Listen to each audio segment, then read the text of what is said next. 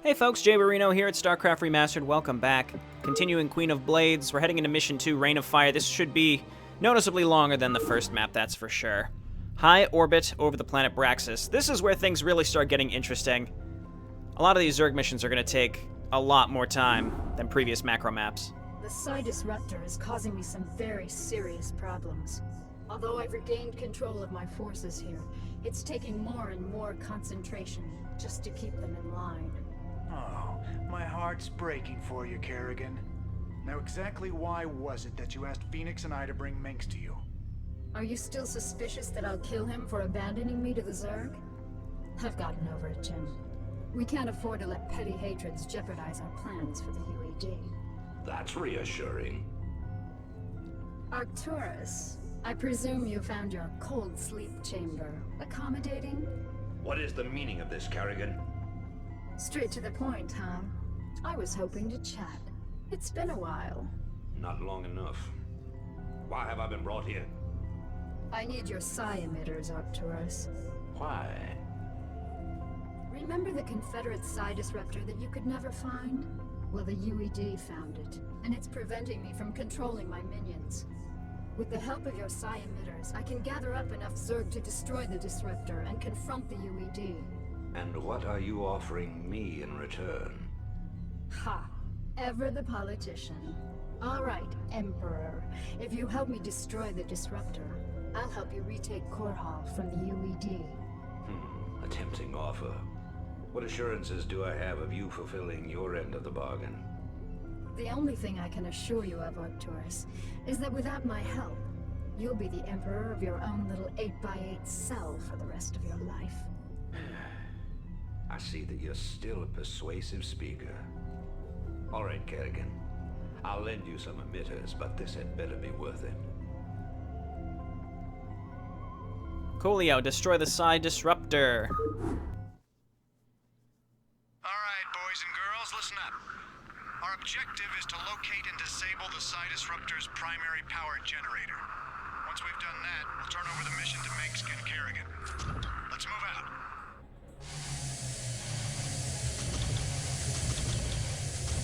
I'm gone.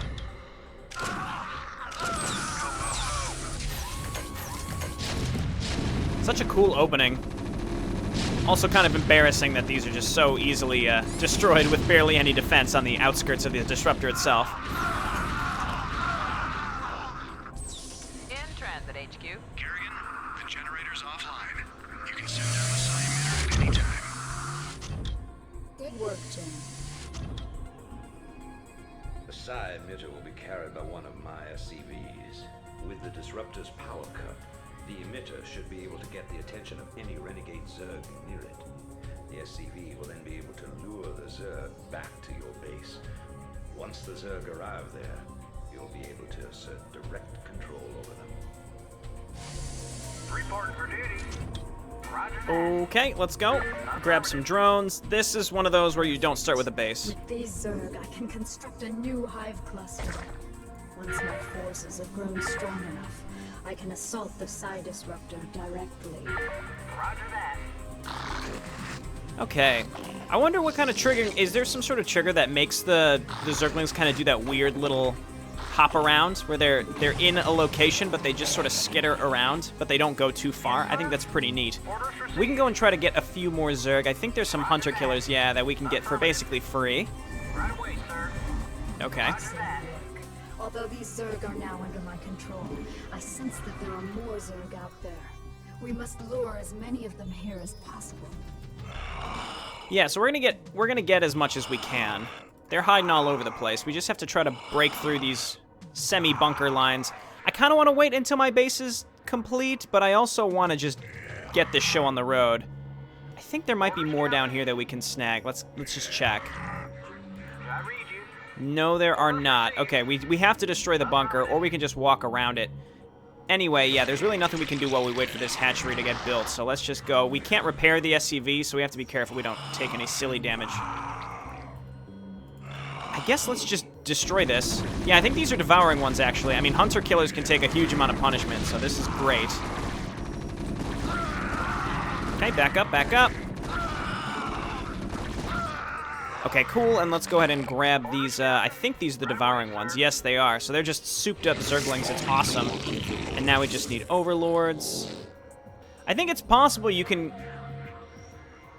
maybe if you made 2 hatcheries, I don't know. I think they give you enough minerals such that you couldn't spend so much that you'd fail the beginning of this mission, but I'm not 100% sure. Okay, now with this group alone, we can just decimate a big portion of this map. I don't know if I want to right away, or maybe we just upgrade a little bit.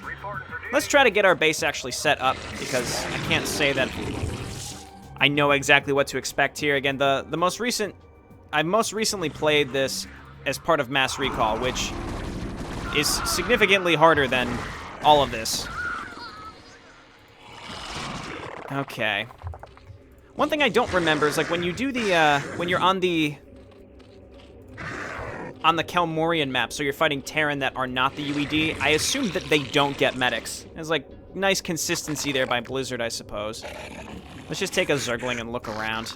I think there's a tank up here, actually. But I just want to check for more Zerg. Oh, dear. Okay, back up. It's okay if our Hydralisks hit these things. Let's just send them up to get rid of those. These are all pre-placed. I don't know if the UED actually replaces these or not. But again, this is kind of a lame start. You start with nothing. That's not really my favorite way to get going on these maps. There's also an expansion up here I'd like to take much sooner rather than later. So I think it's right up here. It just depends. Yeah, there is the tank. Let's just get Zergling speed and then get a few more Zerglings. We'll rush in there. We should be able to handle that. And definitely, well, I think I'd rather get another hatchery first so that we can build drones faster. But either way, we can sit here. I mean, with these units, we should have enough to just hang out and defend ourselves. And let the hunter-killers slowly regenerate. Okay, let's get that second hatchery. We'll build it just right next to this one. That's fine. Spread the creep a little bit towards the ramp. I would like to make some spore colonies up here, just in case. But otherwise, again, pretty standard Zerg macro map. It's not as introductory as, like, the Dunes of Shakura's map for Protoss, where it's, like, reintroducing you heavily to Protoss. I feel like this one is, it's not as hand-holdy as that one was. And even the first Terran mission, I think, of the Iron Fist was a little bit harder than this one. So, I don't know. It's fine. Okay, what do we want to do? Let's just keep making drones.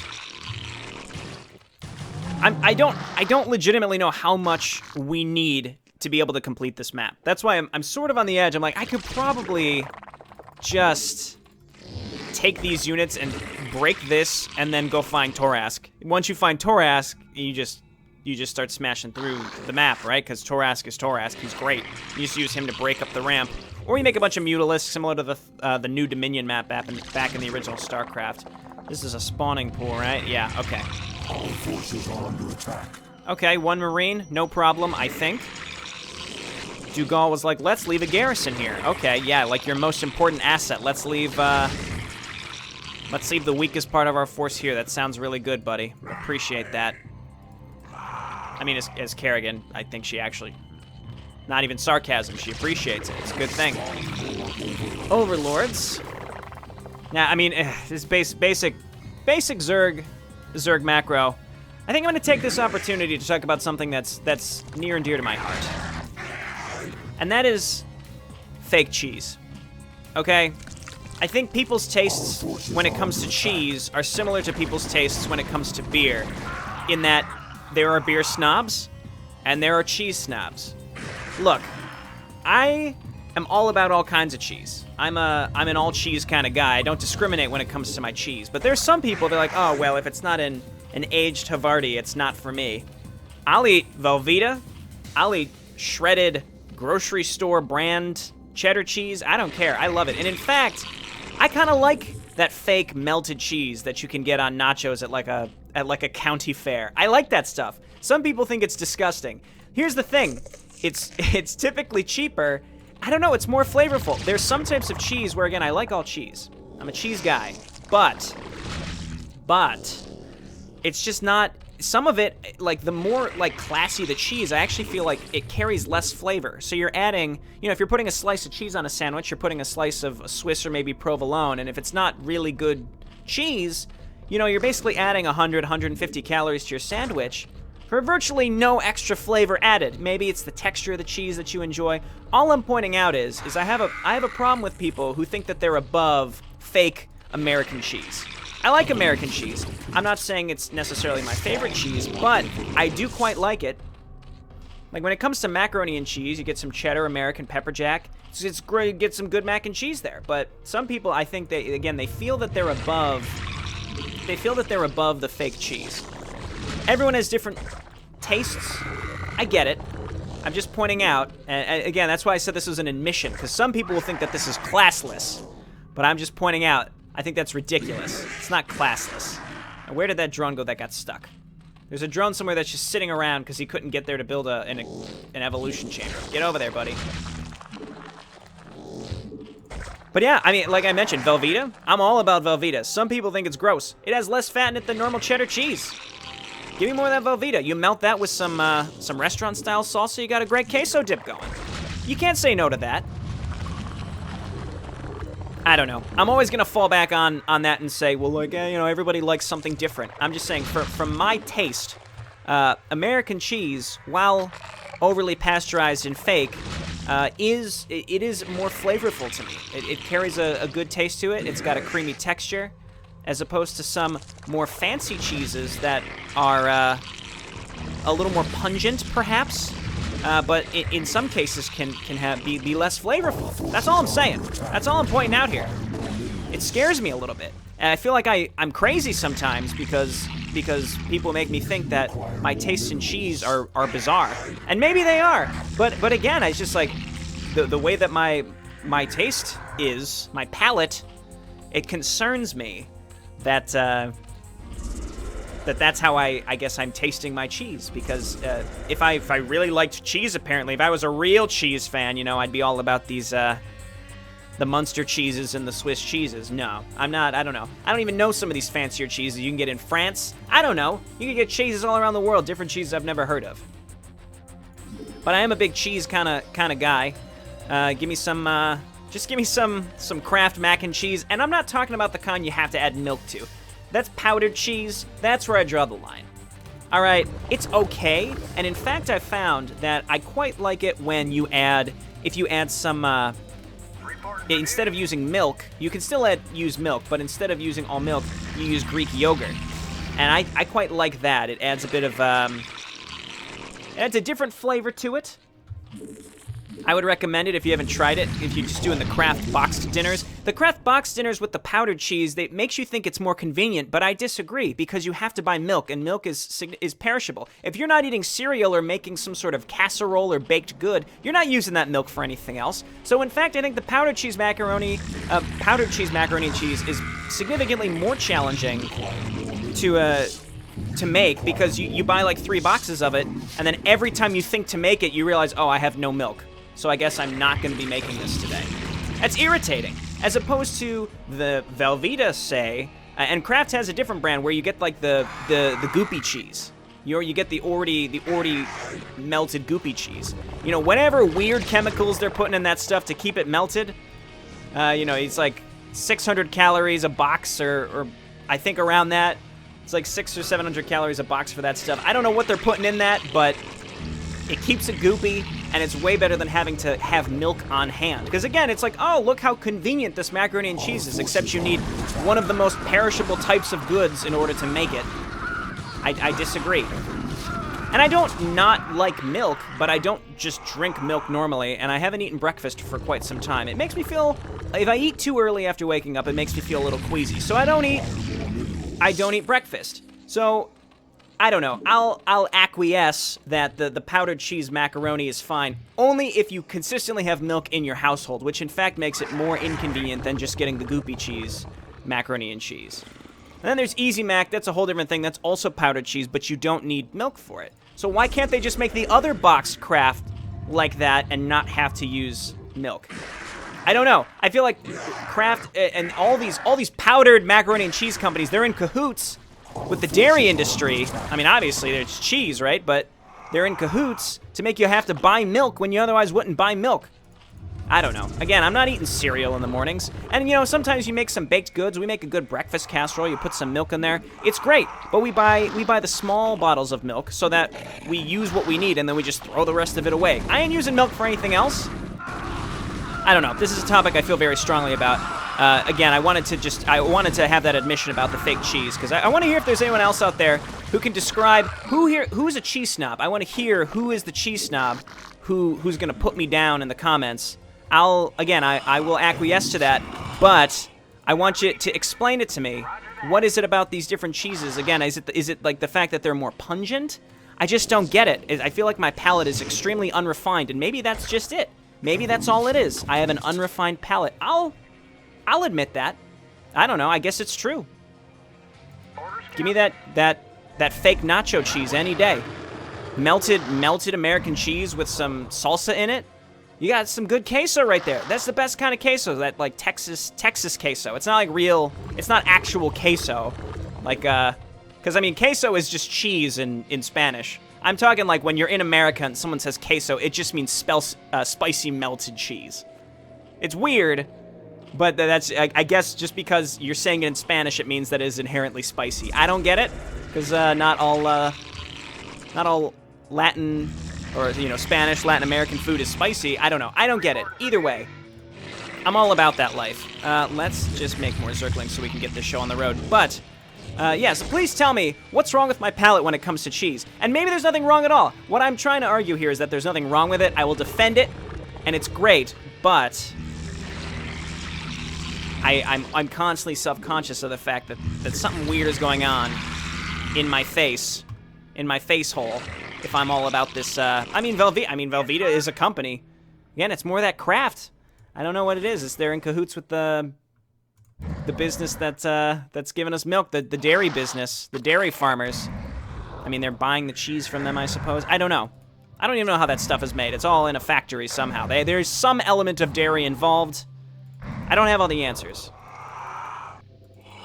There's more hunter killers on this map. I don't know where. I think maybe they're down here. It's not clear to me. Let's just attack over here and see if we can find them. And then the SCV will leave and we don't have to worry about it anymore. So let's do that, and we're just going to rally everything new up here. The enemy is extremely passive this map. Like, way more than I remember them being. I'll take it. That's fine. I'm not sure if we lost our other devouring ones or what, but there's one here.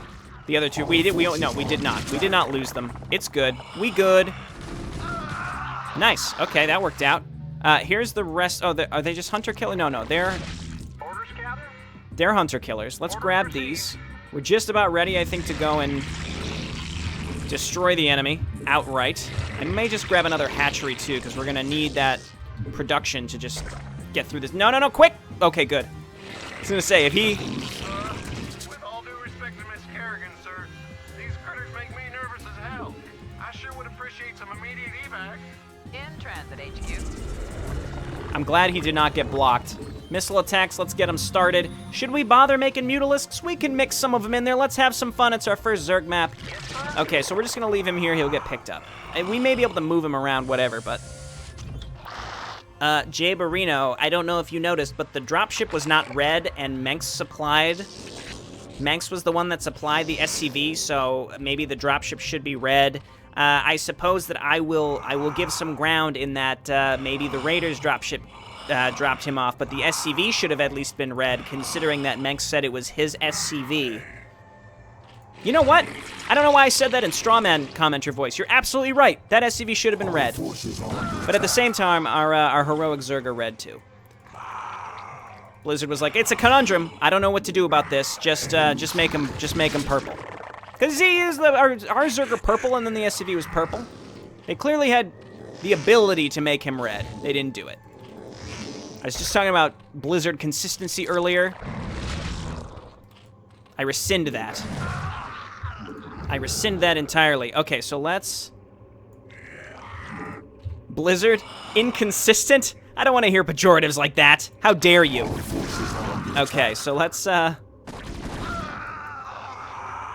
Let's get going here. There's some tanks. He's not sieging up. That's good. We're just going to change our rally points down here. I don't know where the ramps are, so I'm just going to we're just making boatloads of Zerglings and Hydralisks. We're going to flood up these ramps. And the majority of our Zerg playthrough is just going to be us spamming our hatchery hotkeys and making literally anything that can attack. So of the, the Zergling, Hydralisk, Ultralisk, Mutalisk variety. I'll try to use some Defilers, but typically what's going to happen, I don't know if you've been watching my Legends of Arcane series for Warcraft 3, but there comes a point when the maps get sort of grindy, such that you just don't even bother with spellcasters anymore. You've got the money to just make an army immediately, so I just hit those buttons and send them in, and it works.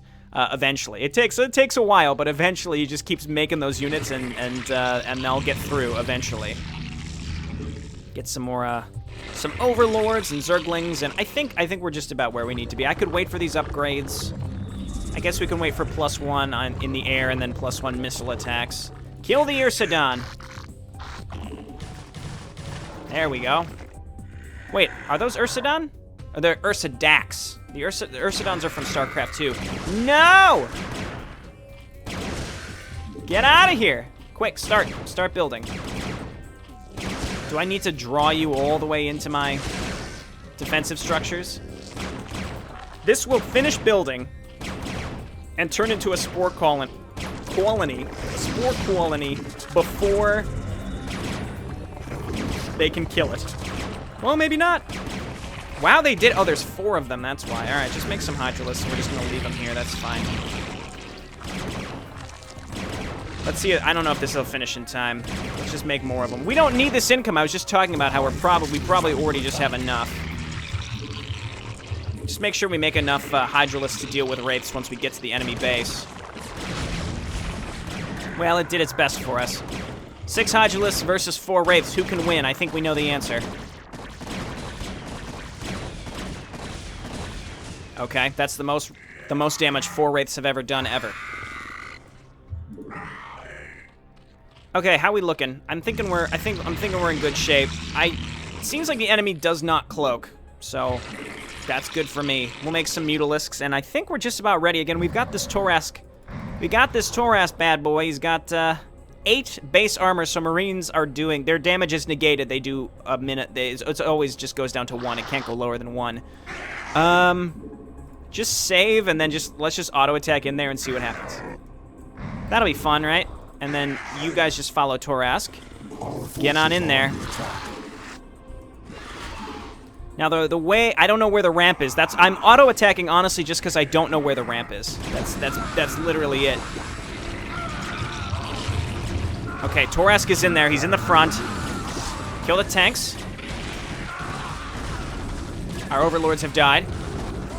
Tanks are gone. That means we have the opportunity to just really bust up here. Everybody run on in. I like the stream of units that we can see going in there. So we have to go to the right, but we just want to get everybody up this ramp first. As you can see, I think we have more than enough stuff here. We've pushed in. We could change our rally point all the way up here. Cool, more Zerglings. Zerglings, I think, they're the best thing to follow up with. I've talked about this in the previous Zerg campaign, but they're great. You push in with Ultralisk, Defilers, whatever you need to do, and then you spill in with Zerglings behind that, and you will probably win. Okay, so let's keep going. I'll try to use Defilers properly this map. Not this map, but this campaign. Typically what happens is I think, I don't need Defilers, and then I realize, oh, I probably needed some Dark Swarm here, and then I'll make them, and then it's like an easy win from that moment on. Okay, yellow UED. Not sure how you guys got chosen to be here, but that's fine. All right, Mutalisk, we built you for a reason. Kill this guy on the high ground, and that's it. Everybody else run in. Most of my heroic Zerg have survived. That's good. Maybe the Zergling ones have died. Nope, we have at least 1 devouring one still alive. That's good. And 2 devouring ones. Cool, we did it. Not too bad of a map, just time-consuming, because you start with nothing. You get 2 drones, which is super lame. That didn't go too bad. Thank you for listening to my cheese talk here. It was very important to me. Again, cheese, probably my favorite food. I have been watching my calorie intake. I've lost quite a bit of weight lately, so I'm keeping that up. So the best thing I can do other than eating cheese is to talk about it. Thanks, everyone, for watching. Let's see my awesome score. Oh, yeah, 72,000. All right, I'll see you next time. Thanks for watching. Bye now.